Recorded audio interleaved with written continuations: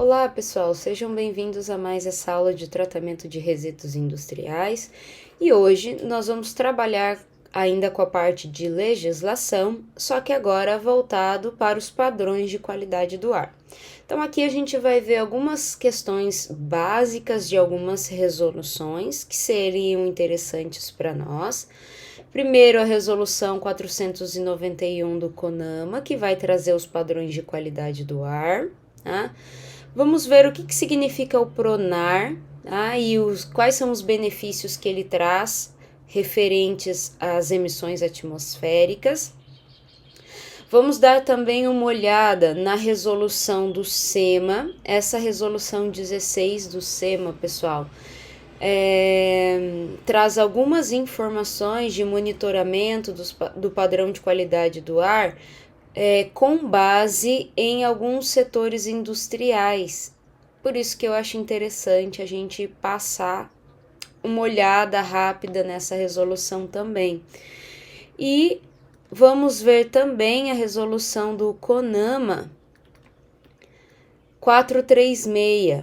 Ela também traz algumas informações de emissão de poluentes, de controle de emissão de poluentes atmosféricos de fontes fixas. Então, o PRONAR que eu citei anteriormente, ele é o Programa Nacional de Controle de Qualidade do Ar. Então, basicamente, pessoal, o PRONAR ele veio trazer uma nova dinâmica, de fato, para o controle da qualidade do ar em diferentes regiões, né? E promovendo diferentes ações. Então, o PRONAR diz lá que o desenvolvimento industrial, crescimento da frota automotiva, aumento do padrão de consumo, desmatamento que tem crescido, queimadas, entre outras atividades, elas têm por consequência o aumento das emissões de poluentes no ar. E nós sabemos disso, né? Então, nós sabemos que o padrão de consumo tem aumentado e o crescimento industrial também. Então, consequentemente, o aumento dessas emissões de poluentes no ar exige uma atitude em nível de governo para que se tenha um controle, certo? Então, o PRONAR ele vem trazer algumas ações de prevenção e de redução dessas emissões. Então, o interesse desse programa nacional, que depois vem com as resoluções específicas fazer esse controle, é permitir o desenvolvimento econômico e social do país, mas trazendo uma limitação dos níveis de emissão de poluentes por diferentes tipos de fontes de poluição atmosférica, certo?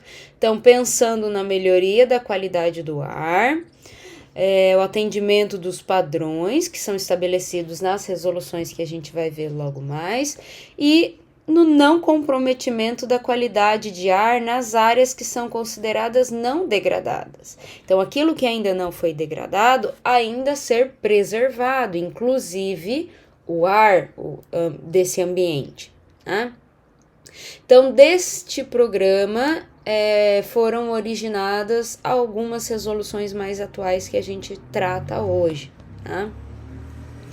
Então, começando pela principal resolução aqui, que é a de padrão de qualidade do ar, que é a do CONAMA 491, ela vem atualizar uma resolução, se eu não me engano, é de 1989 ou 90, que foi uma das primeiras que a gente tinha, né? Então, levou muitos anos para essa resolução que traz os padrões de qualidade do ar ser atualizado, então foi em 2018. Sempre que a gente fala de uma resolução, nós começamos pelas definições. Então, essa resolução traz algumas definições bastante importantes. Primeira delas, o que é um poluente atmosférico? A gente já falou, né, do que era um poluente em algumas aulas anteriores. Então, é qualquer forma de matéria em quantidade, concentração ou tempo, são algumas medidas, né? E até outras características que podem tornar o ar impróprio ou nocivo à saúde. Tá? Pode ser inconveniente ao bem-estar público, danoso aos materiais, à biota, né? prejudicial à segurança e ao uso das propriedades ou atividades normais da comunidade, certo? Então, basicamente, a gente pega lá o nosso conceito de poluente, né? E o poluente é aquele que já prejudica a saúde humana, né? Como nós vimos, ok? Então, mais essa definição traz como poluente atmosférico aqueles matéria com um determinado nível de concentração, enfim, algum nível de medida, né? Que a gente tem que fazer, torna ou possa tornar o ar impróprio, certo?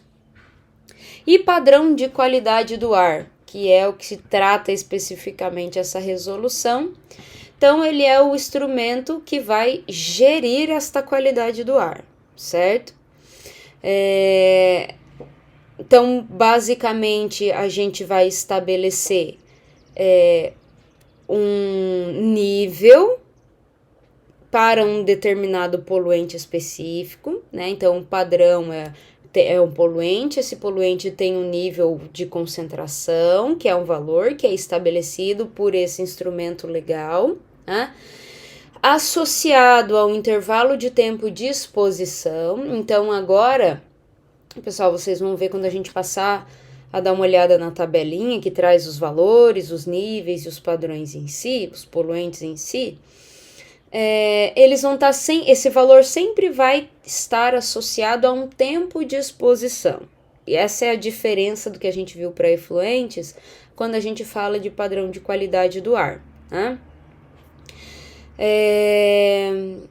Então, continuando aqui, né, para que o meio ambiente e a saúde da população sejam preservados em relação aos riscos de danos causados pela poluição atmosférica. Então, os padrões de qualidade do ar, que são esses poluentes em determinados níveis, precisam ser monitorados, tá?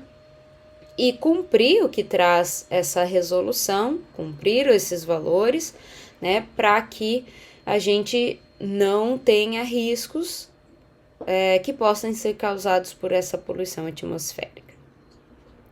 Pessoal, quando a gente for apresentar os valores em si, vocês vão ver que vai aparecer lá padrões de qualidade de ar intermediários com essa sigla, PI. Então, tem PI1, PI2, PI3.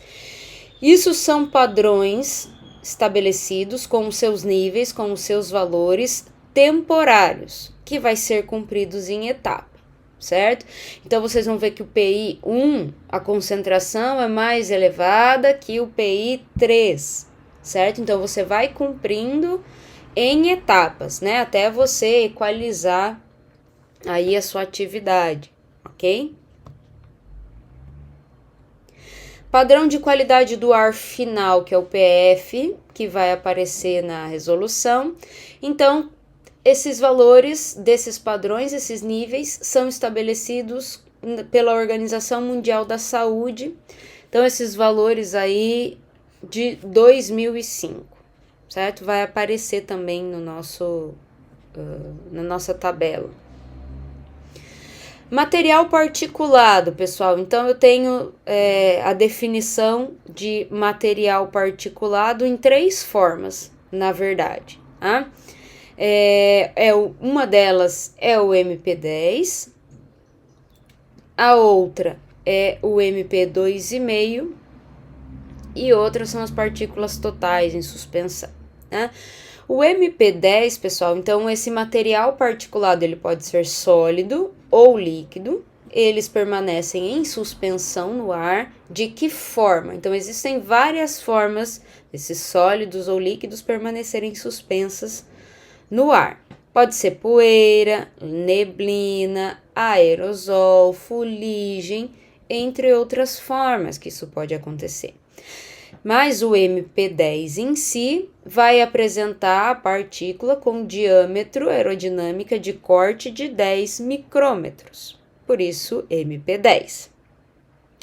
O material particulado MP2,5, então vão ser essas partículas que estão suspensas no ar, nas formas que a gente já citou, mas com diâmetro aerodinâmico equivalente de corte de 2,5 micrômetros. Então, vai diminuindo Quanto menor o tamanho da partícula, mais dano esse poluente causa às vias respiratórias nossas, né? Então, o nosso nariz, ele consegue filtrar algumas dessas partículas quando elas são maiores. Agora, o material particulado 2,5, ele consegue penetrar para além do trato respiratório superior e pode chegar até os alvéolos. Então, eles são muito perigosos. Então, a gente vai perceber que os níveis, os valores para o MP 2,5 vai ser menor do que para os outros materiais particulados, né?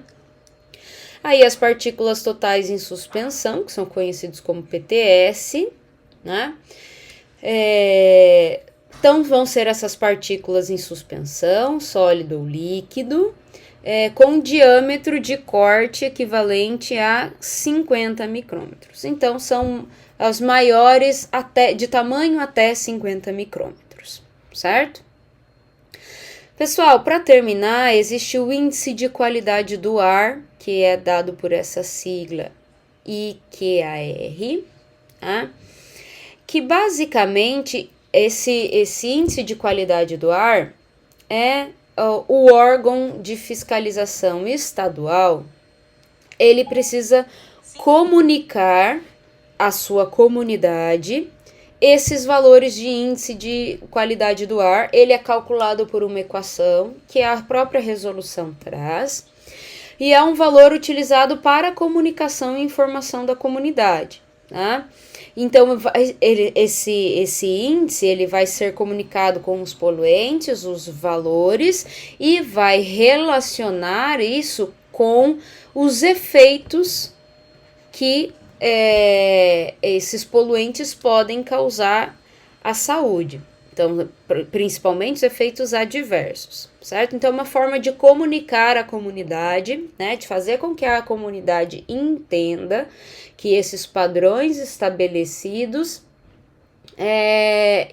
podem causar problemas à saúde. Então, relacionar exatamente o padrão com os efeitos adversos à saúde, tá?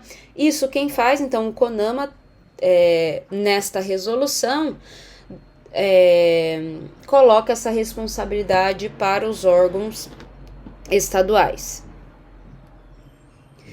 Então, essa é a tabela que aparece lá no anexo 2 ou 3, se eu não me engano, da resolução, mas está lá. Em que eu tenho, então, o poluente, o período. Então, lembra que a gente falou que as medidas desses padrões vão estar associadas a um intervalo de tempo, né? E os padrões intermediários, como eu falei para vocês, o PI1, PI2, PI3, e o padrão final, que é o que tem base na OMS, na Organização Mundial da Saúde, certo? As unidades estão aqui em microgramas por metro cúbico.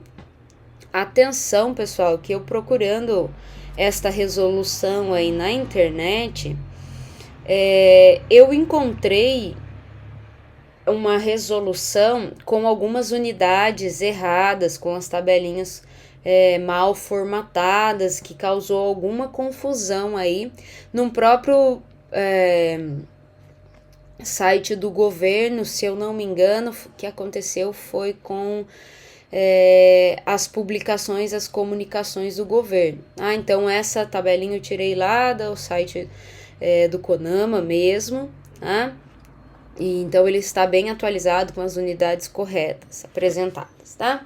Então tá lá, pessoal, material particulado, MP10, 2,5, dióxido de enxofre, dióxido de nitrogênio, ozônio, fumaça, monóxido de carbono, o PTS e o próprio chumbo. Atenção, esse chumbo aqui ele é medido nas partículas totais em suspensão, certo? Então, esses seriam alguns padrões, e do outro lado da tabela aqui a gente tem quais são os níveis, certo? para cada intervalo de tempo. Então, como eu falei para vocês, né, os intermediários, então ele vai diminuindo conforme eu vou passando PI 1, 2 e 3. Então, vejam bem, para material particulado MP10, então eu tenho valores aqui para 24 horas, ou seja, é a média aritmética de um dia, certo? É feito essa média aritmética em um dia, e o final, tá? E tenho aqui uma medida de média aritmética anual, certo? Então, claro, pessoal, quando a gente fala da poluição atmosférica, isso depende muito das condições meteorológicas, certo? Do clima, porque isso é essencial, é fundamental para a dispersão desses poluentes. Então, é por isso, a gente não sabe quais são as condições de tempo nessas 24 horas. Eu posso ter problemas com essas condições nessas 24 horas de medição. Então, por isso que eu também tenho um outro valor estipulado de média aritmética anual. Tá? Por exemplo, no caso do ozônio, tá? Eu tenho o valor estabelecido para uma média, tá aqui embaixo, ó, o 3, uma máxima média móvel obtida no dia. Certo? Então, o ozônio, devido às complicações que ele pode trazer, ele é um oxidante muito forte, então ele pode trazer problemas bem graves. Então, a relação, a medida de tempo dele é feita em uma média diária, né? Em 8 horas de trabalho, digamos assim, tá? O monóxido de carbono também, certo?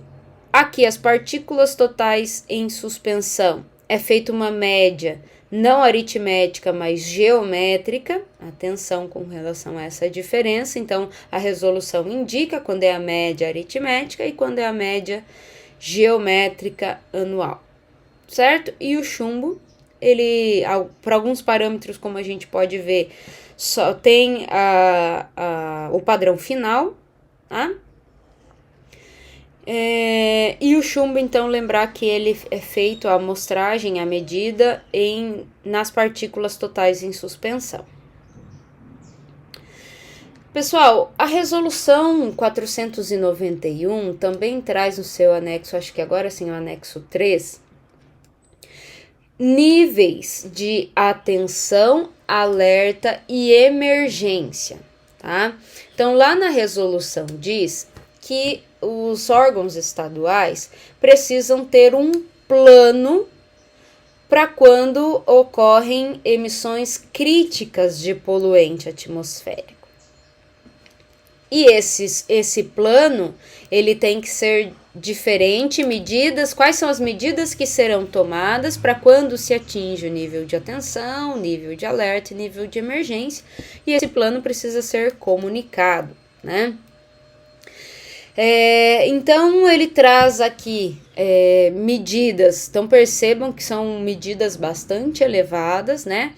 Mas atenção, é porque o monitor tem algum problema ali, quando se atinge o nível de atenção, você tem algum problema de processo, se ele for industrial, ou um problema, né, naquele ambiente onde você detecta essa emissão, né? E já o nível de emergência, porque eu tenho um acidente, uma crise forte, tá? Então, os valores vão aumentando, né? Conforme a gente aumenta o nível aqui de atenção, alerta e emergência. E o que é avaliado, então, é o dióxido de enxofre, o material particulado MP10 e 2,5, monóxido de carbono, ozônio e dióxido de nitrogênio. Certo? Cada um nas suas unidades e com base no seu período de tempo, certo? Então, sempre que a gente apresentar um dado de padrão de qualidade do ar, eu preciso apresentar esse intervalo de tempo pelo qual ele vai ser medido, certo? Lembrando, pessoal, que isso também, o nível de atenção, alerta, emergência, também depende das condições de climas meteorológicas, certo? Então, os órgãos estaduais precisam ter um plano de controle desta crise, também com base nas condições meteorológicas que podem impedir ou não a dispersão desses poluentes quando são emitidos nesses níveis apresentados. Pessoal, a resolução do CONAMA 436 de 2011, então ela vai trazer alguns padrões de emissões atmosféricas para as fontes fixas. Então, com base, por exemplo, no tipo de combustível que vai ser queimado para gerar energia, por exemplo, né? É uma fonte fixa, que tipo de motor, que tipo de combustível. Então, ele vai trazer valores específicos para essas emissões, para essas atividades. Tá? E todo o cálculo dessa concentração do poluente é feito com referência à concentração de oxigênio de referência. Então, a própria resolução apresenta essa equação aqui, tá? Então, daqui que eu vou tirar a concentração que aparece na resolução. O oxigênio de referência é dado pela resolução, tá?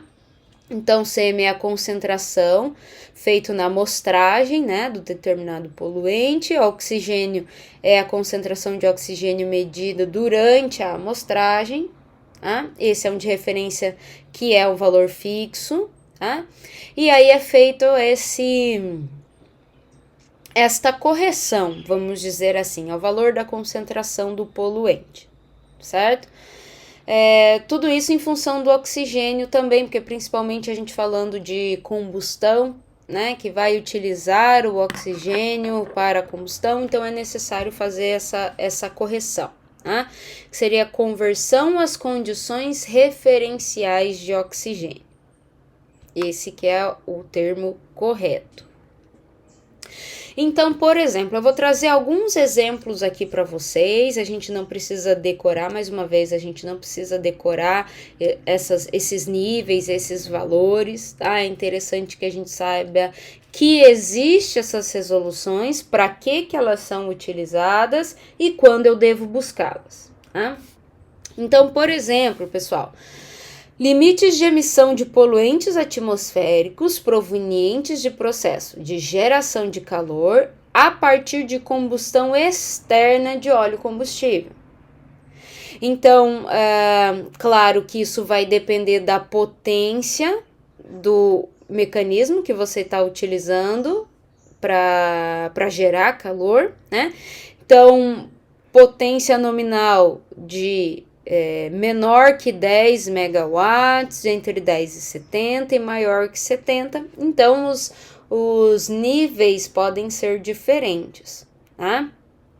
Então, com base, só para a gente ter uma ideia daquela equação que a gente falou, esses valores são aqueles valores corrigidos, a unidade é miligrama com normal metro cúbico, tá? Essa é a unidade de volume, nas condições normais de temperatura, pressão, tá?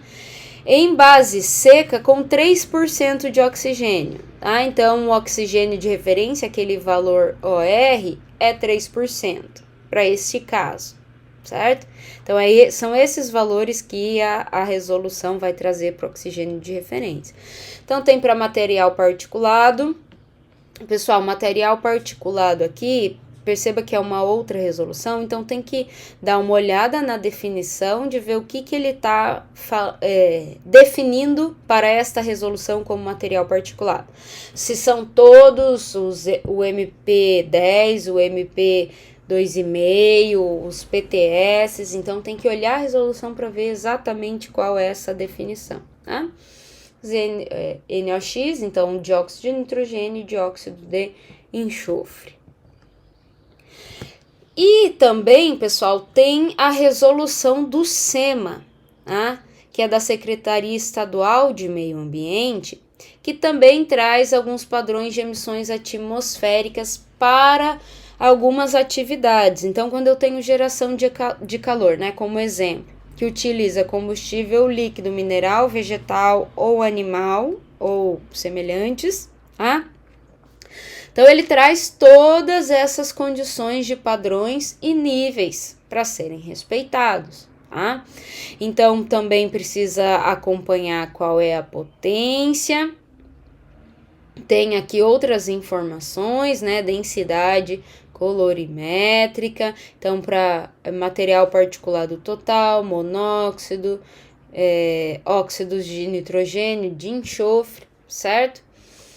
E como que deve ser o monitoramento e a amostragem para ser feito esse controle e ser feito esse acompanhamento, né? Esse monitoramento mesmo, certo? Então, só para a gente entender um pouquinho como que as resoluções podem trazer informações diferentes.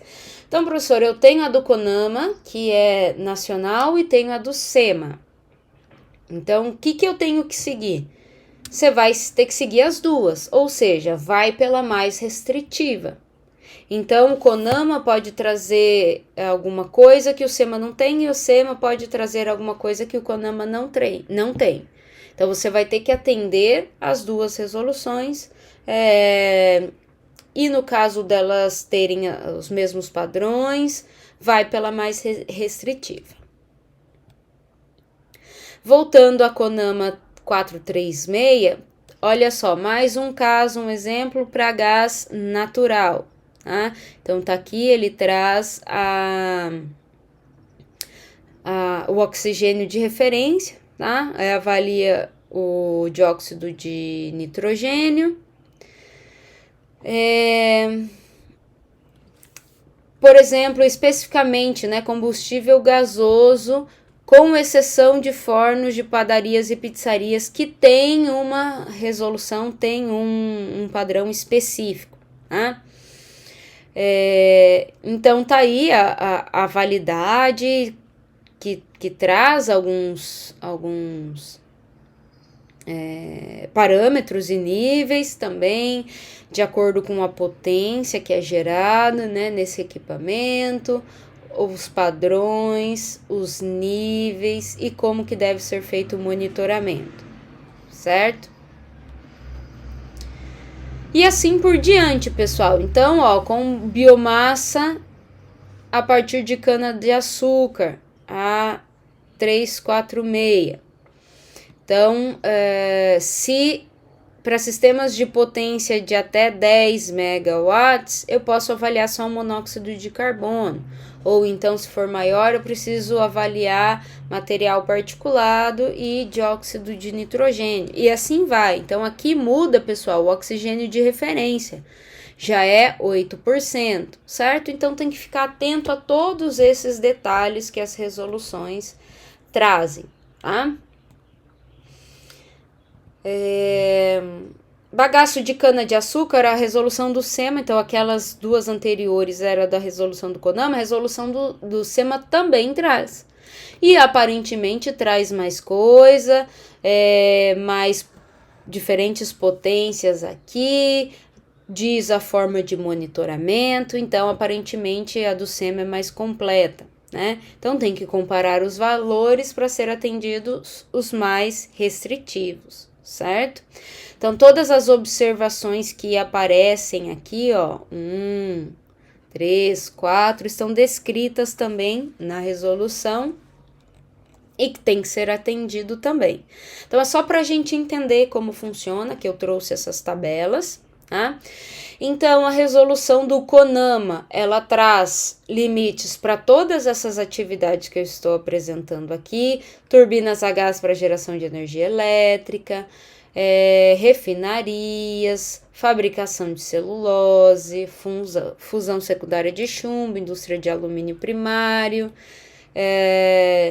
e todas essas que a gente apresenta aqui. Então, obviamente que eu não vou ficar apresentando todas as tabelas aqui, a gente tem acesso a essas legislações, mas então, para vocês que vão atuar especificamente, podem atuar específico nessas, referente a essas atividades, então para que vocês tenham ciência que podem haver resoluções específicas para algumas atividades industriais E a do SEMA também, né? Então, a do SEMA também traz algumas específicas. Lembra lá que tinha específica para pizzaria, padaria, né? Então, tá aqui diferentes tipos de fornos, combustíveis, enfim, tá?